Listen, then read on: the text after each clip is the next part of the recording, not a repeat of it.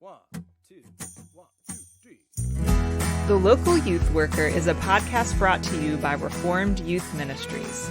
Since 1972, RYM has sought to reach and equip youth for Christ, and this podcast seeks to reach and equip those parents and youth workers who share that same desire. For more information on our student conferences, youth leader training, or resources, visit rym.org. Hey everybody, welcome back to The Local Youth Worker, a podcast brought to you by Reformed Youth Ministries. I'm your host, John Parrott.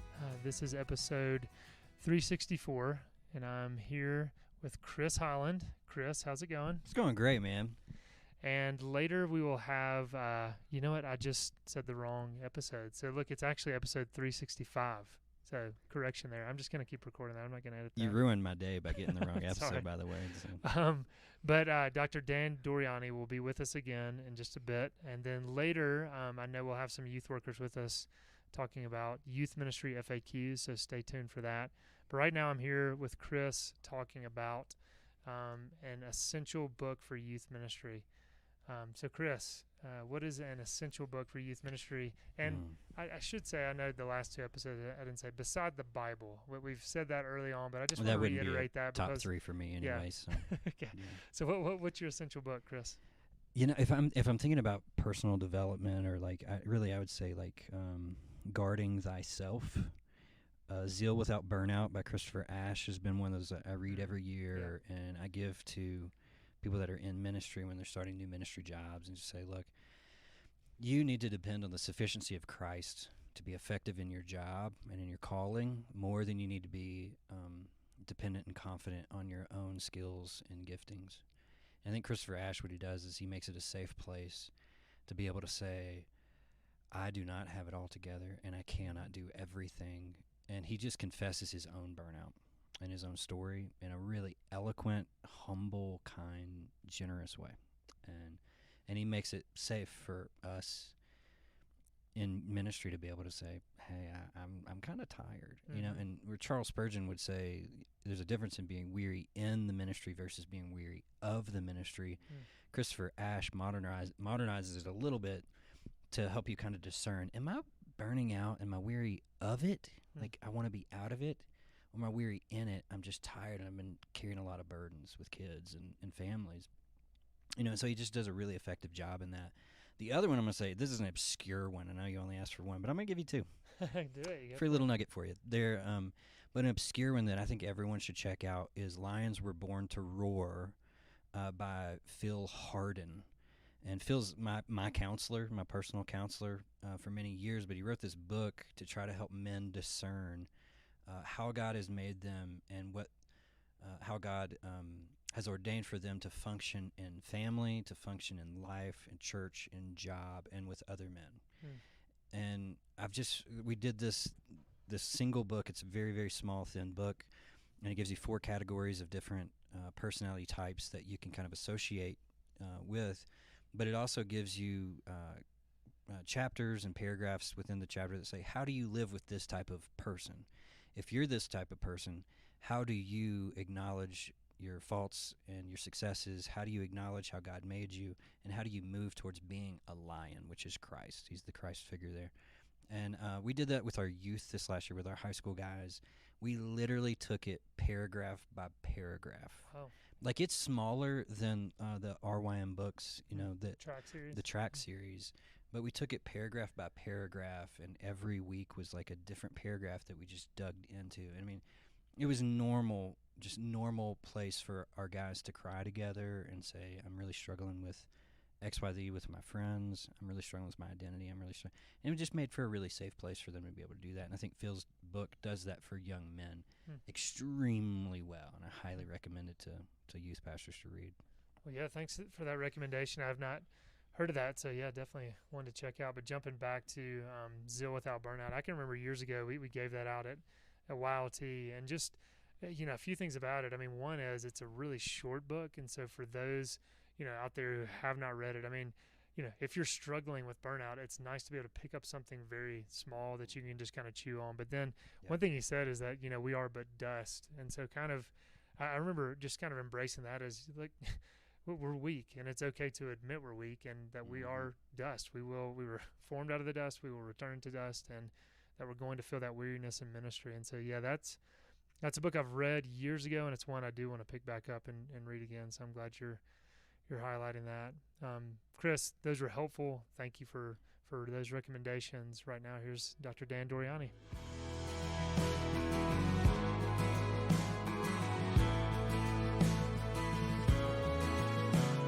All right, we are back with Dan Doriani and Greg Meyer talking more about rest and work. And last week, I know, Dan, you were talking a little bit about just the rest and work balance of 6 days work, 1 rest, and beginning with a day of rest as believers. I'd love for you to talk just kind of common misunderstandings about work, kind of within the church, as well as common misunderstandings of rest. Again, just kind of within the church. Yeah, sure. That's a great question. First of all, we have to be very careful about the concept of rest-work balance, because there's a time to be unbalanced, to be radical or extreme. Mm-hmm. So last week we were talking a little bit about the importance of binging at times. So when you're finishing a big project, whether it's in my case a book or a new lecture that I have to give or have the privilege of giving, or maybe somebody's trying to finish up a building project, somebody's involved in the construction trade or architecture. When it comes time, you may have to put in, and it may be absolutely right to put in several 12, 13, 14-hour days in a row. And then after that, take a break and maybe take a couple of days off to catch up and to recharge. It's been shown that some of the most effective people often feel lazy because they put in this extraordinarily concentrated, dedicated labor, which is either taxing physically or mentally, and they're exhausted. I mean, the brain gets tired too. As chess players, for example, there's no physical labor, but they get exhausted from the mental energy, and so you need to recharge. Now, we understand the main way to recharge is 6+1. Or 1+6, a day of rest. But there are other ways too. So, one way to keep yourself sane when you're tired in the middle of the day is, walk around a little bit. If you're not solving your problem while you're at your desk, walk around the building a little bit, or, make some phone calls that you had to make, or stop and read something, so that you are breaking up the work. There's more than one way to break up the work. That's my point when I say, let's think about rest, work balance. Maybe I'll pause there. I could say more about misunderstandings about rest in the church, but see if either you or Greg wants to follow up on that or comment yourselves.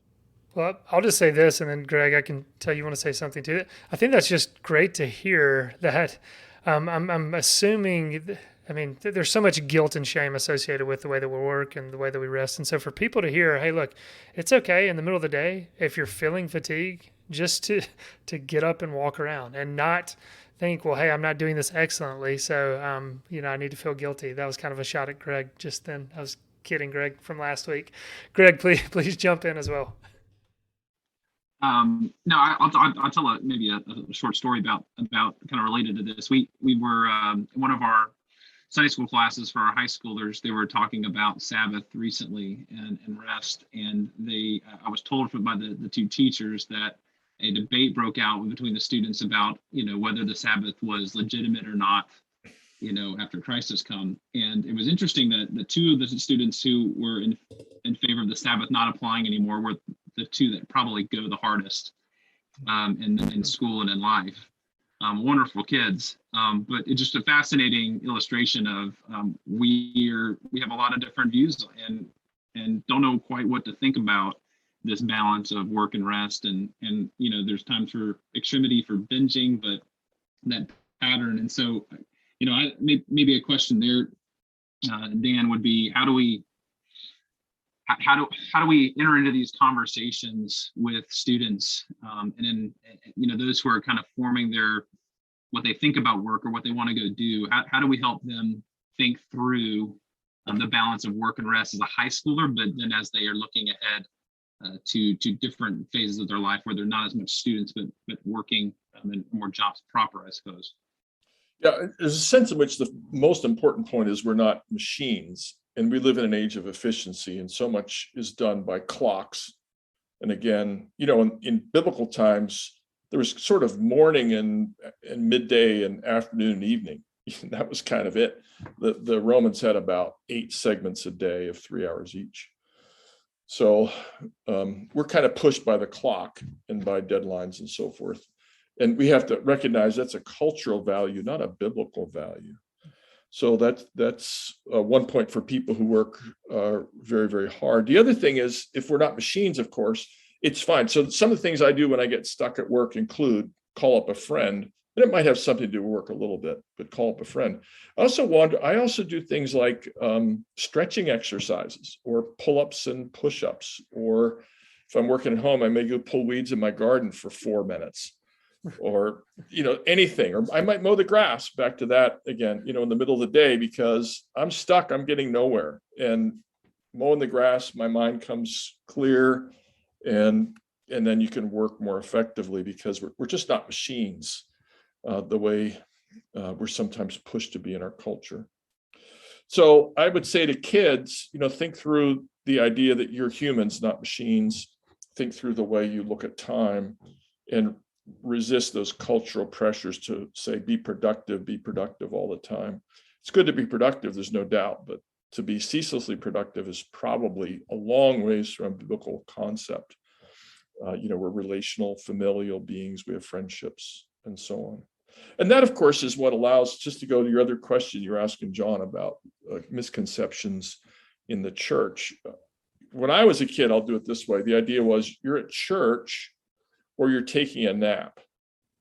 And, that was not something I looked forward to. And I hated Sundays, especially when we had, I love my relatives, but if relatives are around and it was like church or resting and napping, it's like, this is horrible.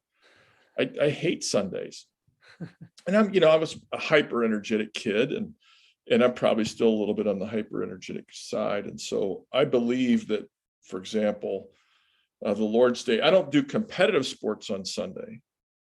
I'm not in leagues on Sunday, but to ride a bike or go for a run, or to shoot basketball or play tennis with friends in a casual, sort of friendly, casual, non for blood format.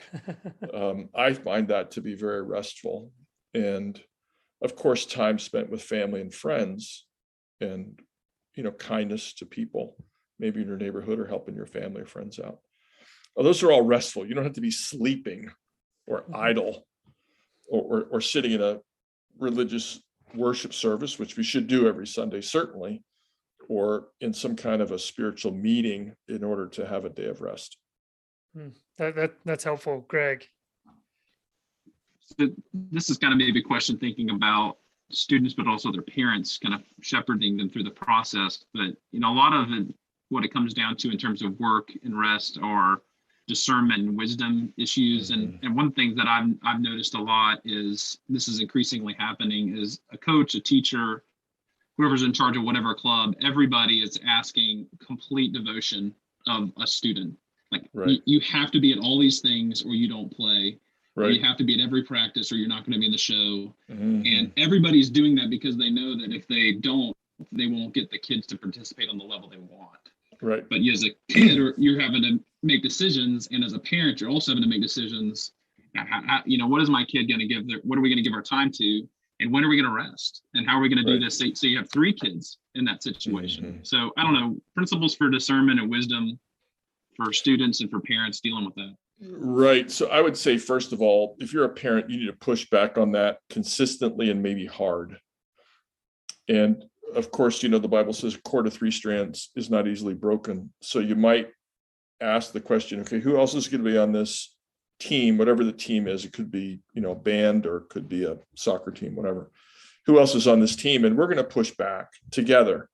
And if you have, let's say the team has 17 people on it, and if 6 of them say, we're not on this team unless we can have some sanity and some scheduling freedom to do things like, celebrate family birthdays. Grandma's coming to town. If grandma comes to town, it's her birthday. Or if our favorite uncle is coming to town, or you name it, or our other sibling is having a major event, we're not coming to practice. We're just not going to do that. And if you want the team to blow up, that's fine. But how about a rule that we can miss 3 practices, whatever the rule is, and just push back and say, look, we're going to be loyal to this enterprise. We believe in it, but we have other priorities. And I'm sorry, you're just not our chief priority. We love you, and you're not number one in our life. By the way, you know that anyway, right? Nobody thinks the soccer team for 3rd graders is anybody's first priority. So just be open about it and be realistic. You have to be willing to miss some things sometimes, but I think it's wise. In our family, our kids were very active, but we only let them be in 1 sport per season and only 2 serious sports per year. It also prevented burnout for them and for us. And so you choose what you want to do. And then you also have room for other things, including family time and relationships and other activities that aren't as intense.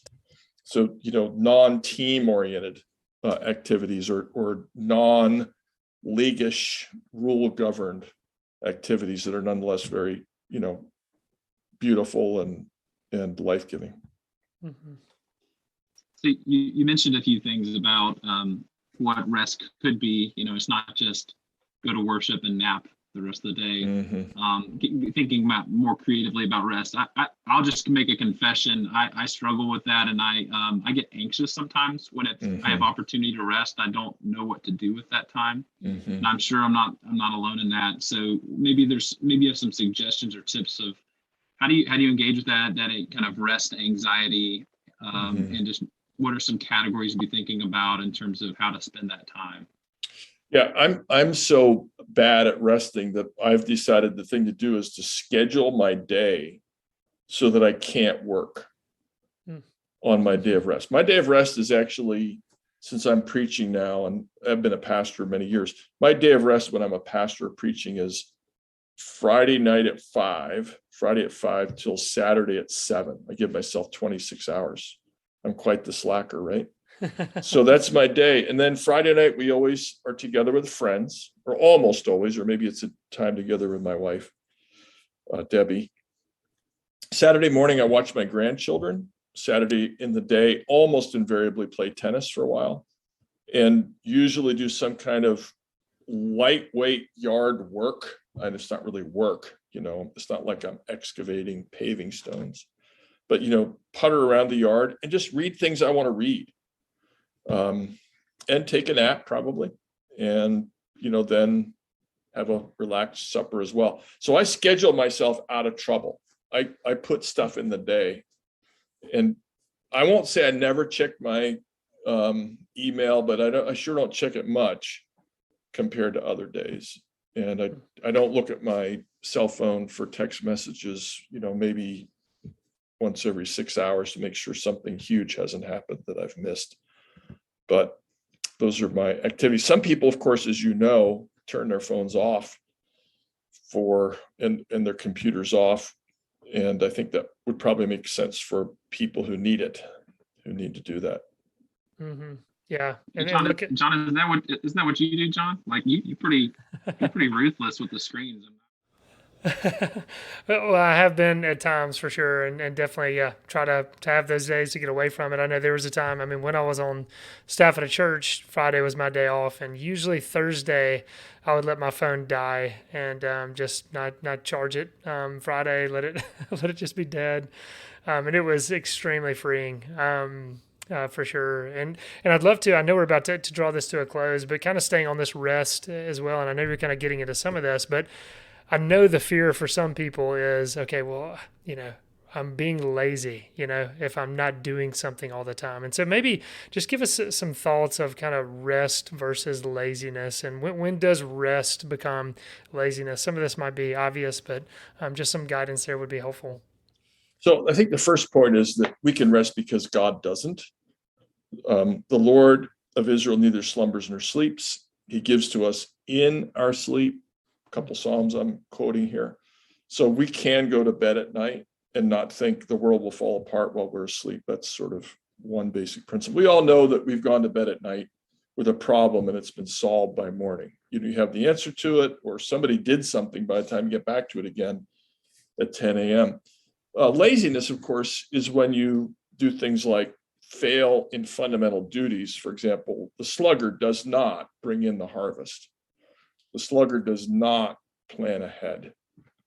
And it can be, I'll say, I don't know if it's laziness, but there are times, when the disciples fell asleep in the Garden of Gethsemane, that was culpable too. I mean, there's a time when you'd like to rest and you really shouldn't. So we don't want to deny that there's a time to press on when the most logical thing would be to fall asleep. And I wouldn't call it laziness, but it's a failure of duty when you need to keep on going and don't press on despite your tiredness. So I'd say the basic definition of laziness is failure in fundamental duties, providing food, clothing, shelter, healthcare, education, whatever your job is, in violation of either explicit or implicit promises. That is to say, I will do this by this time. You can count on me for this. Not because of some huge obstacle that arose, like the power went out, because you just didn't get around to it. I'll say one other thing, and that is, so I just got over long COVID fatigue a few weeks, like 3 weeks. I had it for 15 weeks, and I just got over it.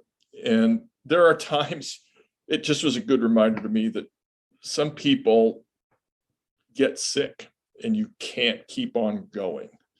And some tasks don't get accomplished because you're not able. And we have to admit that we're human beings. We live in a disease-smitten world, and sometimes we fail to get things done. It's not laziness, we're sick. And in other ways, incapacitated. We have to give ourselves a break on that.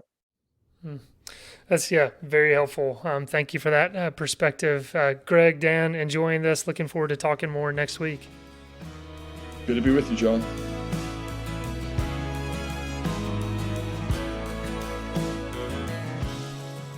Once again, I'm here with Tree, Lynn, and Chris, and we are in Colorado, our final day of the conference. It's been a lot of fun. Still raining outside, probably.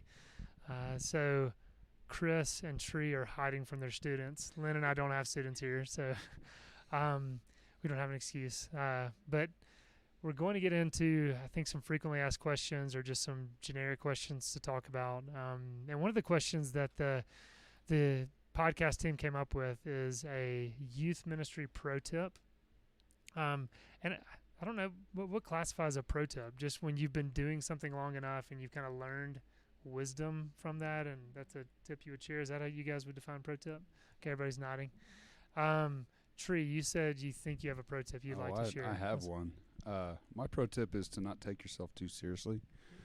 I learned that pretty early on at the church I'm at currently. So I've made lots of mistakes in ministry, and some places have been not so gracious. Some places have been super gracious. But one of the mistakes I made when I first started at Westminster was first time I'm up there serving communion. The words, "We are saved by works and not by grace," come out of my mouth. And I didn't realize it, and I just kind of kept going. And the church was very gracious about it because they knew what I was saying. But the youth have been hounding me for years over it. And I used to get really offended by it, but I've kind of just had to learn to just roll with it. I can't take myself that seriously that when I say something, and looking back, it's actually pretty funny that I would say that as a Presbyterian ordained minister, but not taking myself. Heresy is so funny. Yeah, heresy is just hilarious. But no longer getting offended by them making fun of me for it, and actually I said that. Yeah, that was wrong, and it was pretty funny that I would say that. So, not taking yourself too seriously, being able to be lighthearted about your own mistakes, I think is key. Yeah, I know. That's so good. And thinking last week, even Kurt talking about not trying to be cool or be something else. I mean, our students need to see us fail. They need to see that we're weak, we're human, we're broken, and to just own that and laugh about it, and because you're instructing them from that. Yeah. So, and I think it also it helps our students understand how to wrestle with their own shame too, because I'm pretty good at going into my shame hole. It's pretty deep and very thin, and I can kind of just squeeze it and hide out there, and being able to get myself out of that can help them understand you don't have to be so ashamed of every little thing that you do. So What do you think are symptoms that you're taking yourself too seriously in youth ministry? What's something that we can pay attention to of ourselves? I think if you're constantly thinking about a single mistake. Oh yeah. For me, I think that's been a problem in my past. Mm-hmm. So I think if you're constantly dwelling on it, if you're like always asking everyone else around you, like, oh, what did you think? Was that okay? Like, I think sometimes we just need to take a deep breath and realize that Jesus loves us. Our students love us. Yeah. Most of our students love us. Most of the parents love us. But most importantly, Jesus loves us, and there's nothing that can take that away. And that's our foundation. That's what we rest in. And from there, we can do our work. That's really good, Tree. A pro tip that I just thought of as we're sitting here, and Chris, I know you do something similar to this, but and it deals with taking a day off. I mean, you don't have to be this precise in how you do it, but there was a while there where I would let my phone die, and for my day off, like I just want to charge it up, and or at times if it was my day off, I would just leave it in my car. But I think just that concept of disappearing on your day off and not being available to students. I know sometimes we think, okay, it's ministry, that they need to be able to get in touch with me, but at the same time, we've got to be reminded, we're not omnipresent, we're not their savior. We need to be unavailable for our students, and so through the years, it took me a while to learn that, but realizing that, like I wasn't going to survive in ministry if I didn't get, extreme in the ways that I just tried to disappear for at least a day, having that day off. And again, I know it's different for everybody, especially in ministry. My day off was Friday, and so, coming on Thursday, either leaving my phone in the car, letting it die. But Chris, I know I think on your voicemail on your phone, you kind of say your day off. So I don't know if you've got anything along with that you'd like to add. I mean, so I got an Apple Watch so that I could get a separate phone number that only my wife has and my mom. So shout out to Mama. But and I just turned my phone off altogether, and on my voicemail it says, "Hey, if this is Thursday, I'm hanging out with my family. Call 911 if it's an emergency or something." But because I think early on in ministry in general, my identity is incredibly wrapped up in my work performance, and I know that I'm not alone in it, but it's easy to feel alone in that. And I sacrificed my family for ministry. I tried to build the house of God with the family tree, and I don't think that pleases the Lord. And so taking that really seriously, I remember on the day that I left Fairhope to move to Tucson to go to another church, when I told the church that I was leaving, and I tearfully, I loved that church very much, and they gave me a standing ovation that day. And I looked in the back, and my wife was sitting in the back with our kids, and she was the only one in the room sitting. And that's the moment I realized I sacrificed that woman for success. And that really broke me. That really broke my heart. And I wanted to commit to the reality that I have to sacrifice other things, not my wife and my marriage and my kids, to do ministry. And God doesn't want me to sacrifice them, and that they are my largest ministry. And so moving to Tucson was a really big opportunity for me to be honest about that and confess that sin, because it is sin, and to take that day very seriously. So I fight tooth and nail for that day, and I won't do anything on that day at all except for hang out with them. I date all my kids one-on-one for at least an hour every Thursday.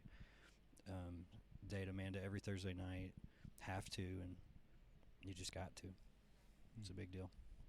So how do you guys go about choosing your day off? Mine's changed so much over the past couple of years. So when I started at Westminster, I took Fridays off, and then I found myself being at football games on Friday nights, and I was like, this isn't working all that well. So I started doing Thursdays, and then that was going well for a while, and then all of a sudden I found myself at volleyball games and soccer games, and eventually I made my way to Mondays, and I just choose to just not go to sporting events on Mondays, and try to not do anything youth or church related on Mondays, and just try and spend that time with my kids. But it was this progression where I had to figure out what worked, and I had to realize what wasn't working in order to get to something where I was actually using that day as a Sabbath. So I'm curious as to how y'all go about choosing your days off.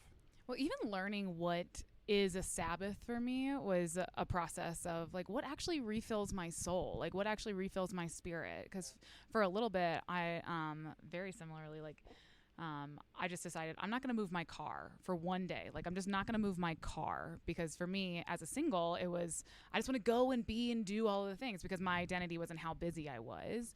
And part of what Chris was talking about like hit me really hard too with because I am or have been single in ministry, I felt like the expectation was that I went to more things because I had more time. So you can be more committed, so you need to be. I felt like that was the unspoken communication. So my pro tip is definitely to have boundaries and to realize like you can say no to things and it doesn't make you a bad leader, right? Like early on, especially as a female, again, like I got invited to so many of those jewelry parties or the dress parties at parents' house. And I was like, oh no, like if I say yes to one, I feel like I have to go to the next one and the one after that.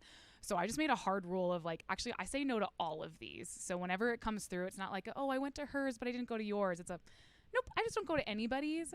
And that was a boundary I had to learn pretty early on. But my Sabbath has also flexed.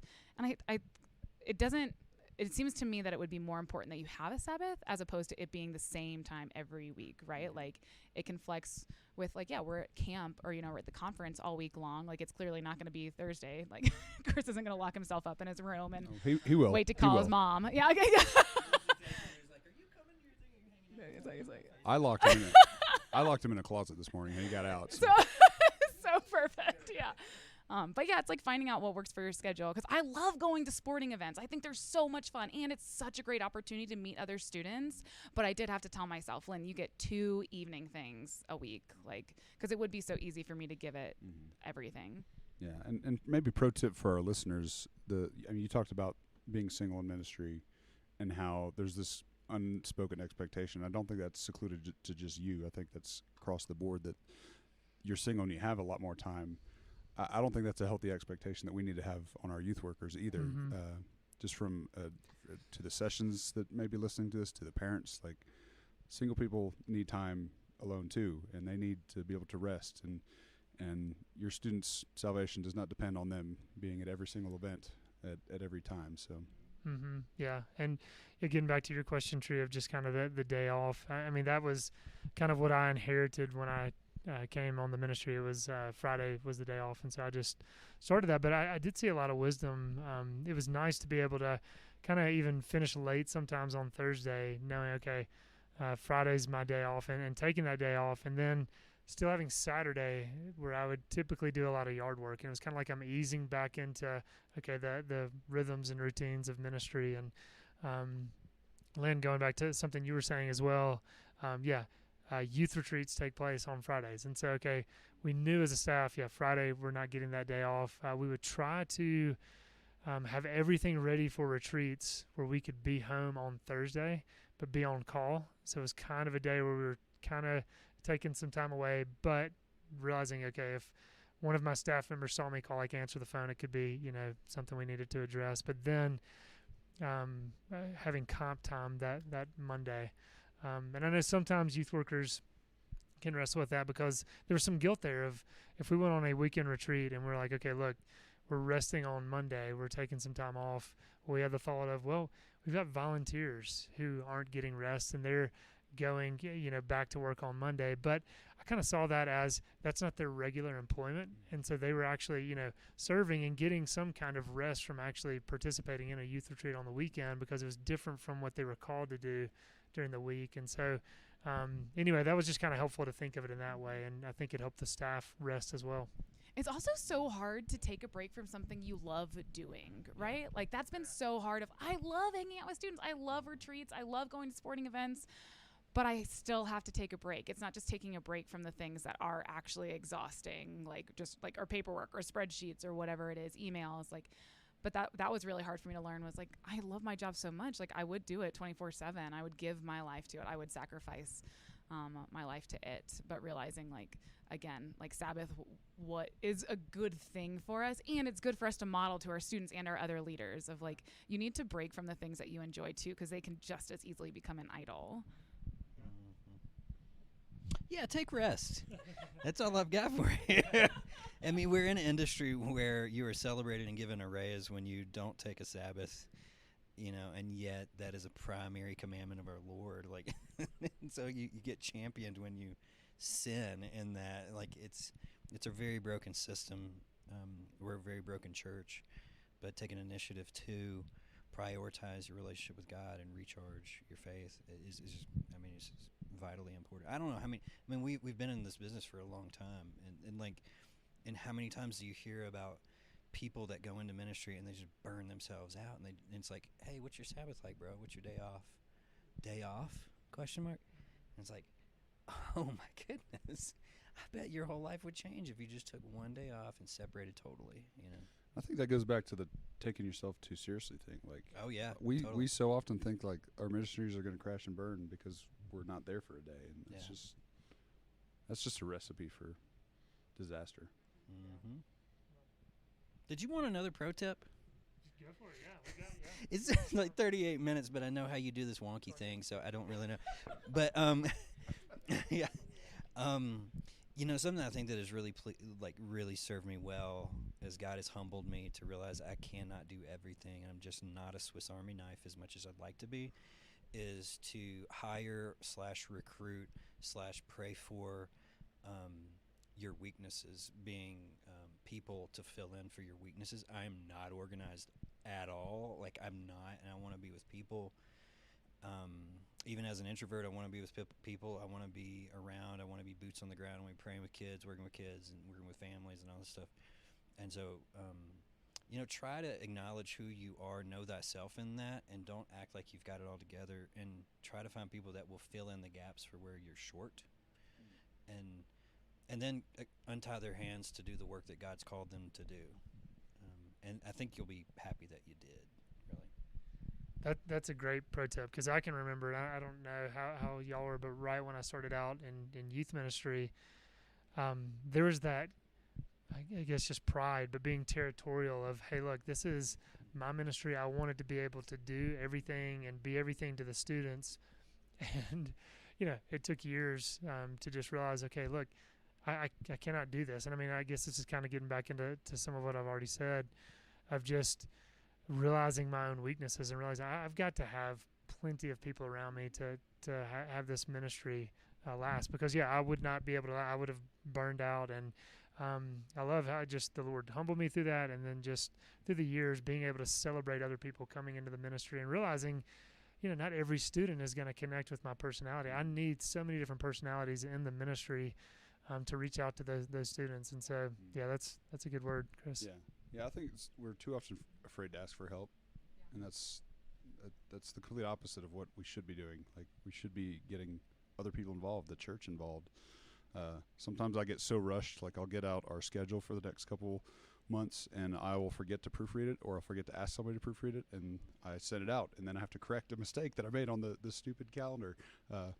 Example, like this last one I put out, my former intern who I'm doing her wedding in a couple weeks, she's like, you put something down on the night of my wedding. I was like, oh my gosh. See, this is why you shouldn't have left, Emma, because you were the one that used to proofread for me. She rescheduled her wedding, right? Yeah. If we could just reschedule that now. But being able to, like, instead of like rushing to do things to get to the things I want to do, taking the time, making sure it's done well, involving other people if needed, so that those types of things don't have to happen. Because I'm not an organized person at all either. I'm right there with you, Chris. Like, it's not my strong suit. I'll do it because I have to, but definitely something I need help with. But I'm too often afraid to ask for help. Yeah, that's helpful. So y'all, look, we're kind of wrapping this up. Any other pro tips that come to mind? Anything from teaching to interacting with parents? Anything else to add to somebody who's peeking their head in? It has been fun, y'all, while we're sitting here seeing people walk in and out of the room, and we're so professional, everybody. I think this, I guess it goes without saying, but I'm just saying it anyway. I think broadening your circle of assistants, like when I moved to Tucson, I asked a bunch of these parents and people that cared about youth ministry and said, will you be on my team that's don't let Chris do something stupid team? And you just tell me. I don't know Tucson. It's a weird culture. It's not the South. It's not what I grew up with. But just broadening the influence of who you allow to speak into your life is huge, and just acknowledging you just don't have it all together, and having people that you can go to and say, how did this work out? Like, my 3-year anniversary is coming up in Tucson, and I've reached out to my search committee and said, hey, if we'd stayed true to kind of what your expectations were for me, let's get together in August on the 3-year anniversary if y'all are available, and I want to feed you dinner and kind of talk about the next 3 years. Can we do that? And I want to hear what your feedback is and where we've gone, what we've done, and see where God's moving us in the future, and just kind of see how that works out. And, and it's just good to open yourself up humbly to that feedback. And I'm naturally a very arrogant, overly confident person.